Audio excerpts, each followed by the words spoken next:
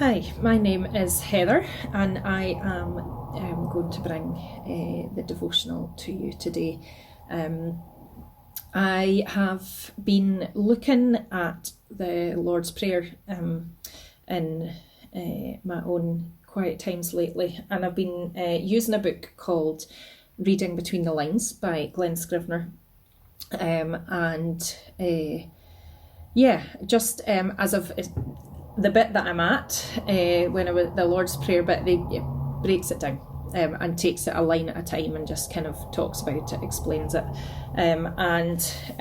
Before we start, I'm just going to read the Lord's Prayer to you from Matthew chapter 6 and verse 9. And so I'll read that to you and then we'll chat some more.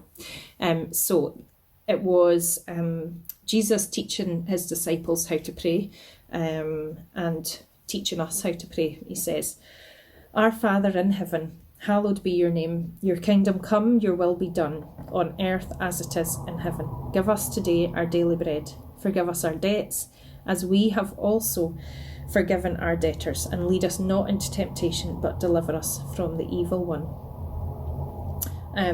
So this is a prayer that Jesus gives us as he teaches us how to pray.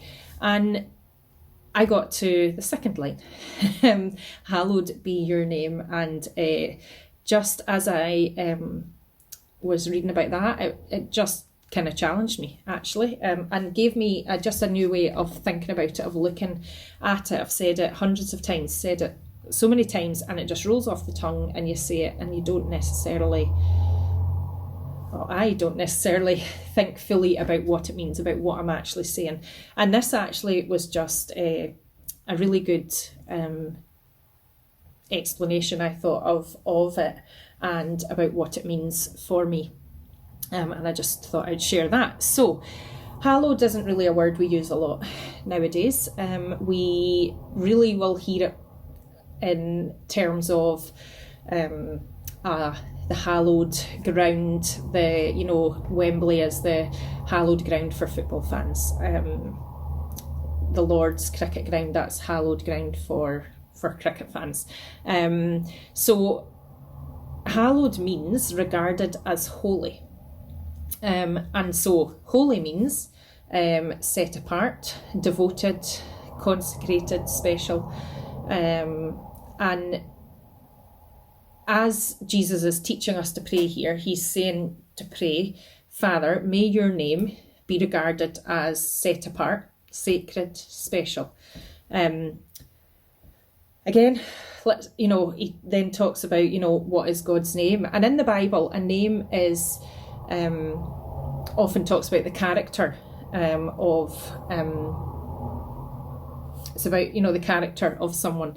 And so here Glen Scrivener kind of references to Exodus 34, just to talk about, to have a wee description of God's character. And it's when God is talking to Moses, and he says, it's in Exodus 34 and verse 6, and it says, the Lord, the compassionate and gracious God, slow to anger, abounding in love and faithfulness, maintaining love to thousands and forgiving wickedness, rebellion and sin. And so it's that is God's name, is the character. And actually Jesus is God's gospel nature expressed in a man through Jesus. So hallowing God's name means to pray, may your gospel character revealed in Jesus be regarded as precious, as first in my heart and then in the world. So it's talking about how we need to worship the gospel character of God. So that, that in itself, I thought that kind of helped to explain it a bit. But then the challenge came next, as I read on. And so kind of thinking about, everyone always worships something.